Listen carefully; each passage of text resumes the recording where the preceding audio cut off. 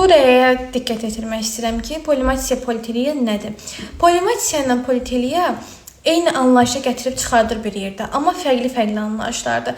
Məsələn, polimatiya hər hansı bir orqanın bir dənə olmalıdır, tutalım, amma çox saydadır. Məsələn, əl barmağımızda 5 dənə, əllərimizdə 5 dənə barmaq var. Ola bilər ki, bu 6-7 barmaqlı bir insan olsun. Elə ayaqlarında da. Məsələn, 2 böyrəyimiz var.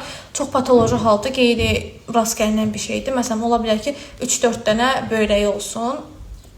Düzgün deyil, yəni insanın normal fəaliyyəti üçün düzgün deyil, amma ola bilər. Bu polimatiyadır. Politeliya da odur ki, bir dəfə təkrarlanmalı olan bir orqanımız var, amma o bir neçə dəfə təkrarlanır. Məsələn, süd vəzlərimiz bir dəfə təkrarlanmalıdır. Hər insanda, kişidə də, qadında ki, süd vəzi yerləşir. Amma çox süd vəzi ola bilər. Amma sırf şəkildə istənilən bir, məsələn, orada quyruq da qeyd olunub. Çox quyruqlu, ola bilər ki, quyruqlu insan doğulsun. Bu atavizmdir. Elə çox məməlilik də atavizmdir. Məsələn, fikir verin, bir çox heyvanlarda, biz hamımızda təkamül nəticəsində əmələ gəldiyimizə görə, bir çox heyvanlarda çoxlu süd vəzləri mövcuddur. Elə pişiklərin özü, itlər və ya məsələn, çox süd verən heyvanların əksəriyyətində çox məməli müşahidə olunur.